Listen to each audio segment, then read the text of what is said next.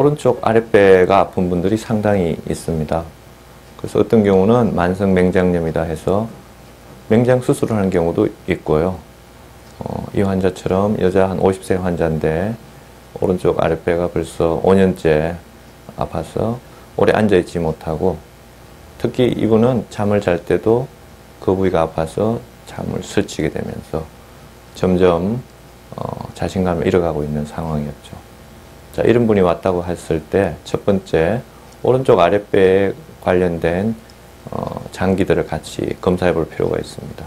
그래서 오른쪽 아랫배에 있는 장에 대한 내시경을 이분은 대장 내시경을 하고 왔기 때문에 저는 이제 대변 검사 중에 혈변을 알 수 있는 그런 간단한 검사를 시행했고, 또 초음파를 통해서 아랫배에 있을 수 있는 자궁 난소 쪽 또는 신장 이런 부위를 간과 함께 같이 보았죠. 여기서 특별한 이상이 없었습니다.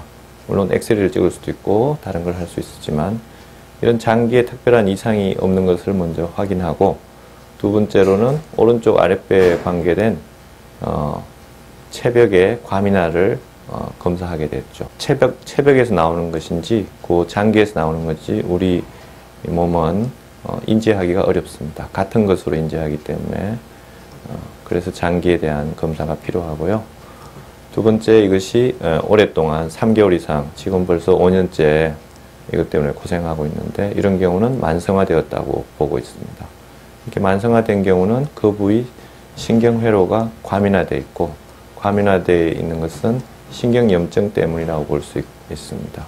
그 신경염증을 회복할 수 있는 우리 몸에 기능이 떨어져 있을 때 나타나는데, 기능이 떨어진 것을 찾아주고 신경이 눌려있는 부위를 찾아주는 것이 제가 일반적으로 접근하는 방법이죠. 그것은 주로 전신 촉진을 통해서 이루어지고, 또는 그 부위의 피부 적외선 변화를 통해서 알 수가 있습니다. 물론 다양한 이때까지 아팠던 다양한 이야기를 같이 들으면서 이야기를 정리해 볼 필요가 있습니다.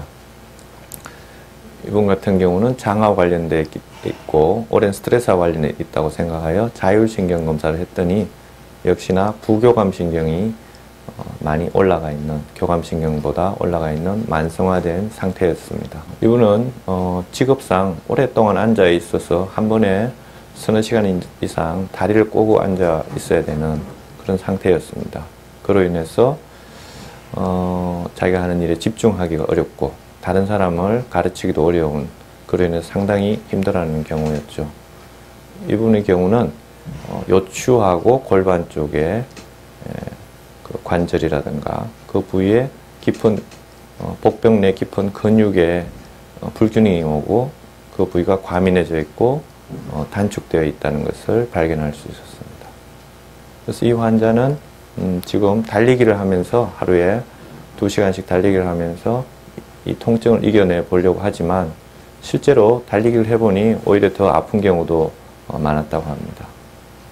즉 지금 허리 쪽이나 그 주위에 신경이 눌리고 있거나 염증이 있는 경우는 너무 과격한 운동을 하면 오히려 더 심해질 수 있다는 것을 한 번 더 말씀드리고 싶습니다. 그래서 이 환자는 이런 통증을 인해서 여러 가지 직업 생활이나 또는 이 통증이 낫지 않는 자체로 인해서 스트레스를 계속 받고 있었습니다. 어느 병원을 가도 쉽게 치료가 되지 않아서 이젠 포기하고 운동이나 하려고 했지만 계속 아파오는 통증을 어떻게 할 수 없어서 찾아온 경우인데요.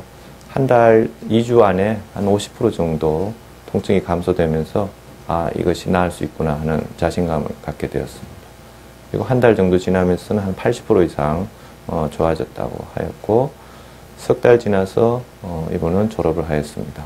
통증이 오긴 하였지만 옛날보다 아주 미미하게 오고 빈도도 아주 약하고, 그런 경우는 자신을 돌이켜보고 자기 몸에 너무 많은 스트레스를 주고 있지는 않나, 또는 정신적으로 긴장하고 있지 않나 하는 것을 감안하면서 스트레칭을 해주면서 쉽게 벗어날 수 있었습니다.